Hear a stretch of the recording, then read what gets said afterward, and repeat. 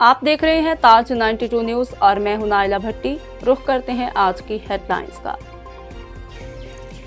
मटियानी में सूफी बुजुर्ग सैयद अली गौहर शाह की दरगाह मौजूद है। सूफी बुजुर्ग न सिर्फ शायर थे लेकिन उसके साथ साथ एक बहुत बड़े हकीम भी थे।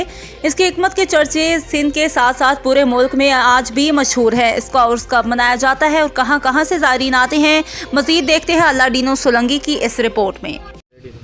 जी, इस वक्त मैं मौजूद हूँ ज़िले नौशहर अफरोज़ के शहर मिठियानी में, जहाँ पे सैयद अली गौहर शाह की दरगाह पर मौजूद हूँ। आपको बताता चलूँ कि सैयद अली गौहर शाह दरगाह पर जो है सालियानी उर्स मुबारक रजब महीने में होता है, जहाँ पे महफ़िल मौसीकी का प्रोग्राम भी मुनक़्क़िद किया जाता है और मिठाइयों का भी स्टॉल लगाया जाता है। जबकि यहाँ पे पूरी सिंध से जो है हज़ारों से ज़्यादा ज़ायरीन और अक़ीदतमंद आते हैं जो अपनी मन्नतें मानने आते हैं। और आपको ये पता चलो कि सैयद अली गौहर शाह भी एक बुज़ुर्ग और एक शायर भी थे और उसके बाद वो एक हकीम भी थे।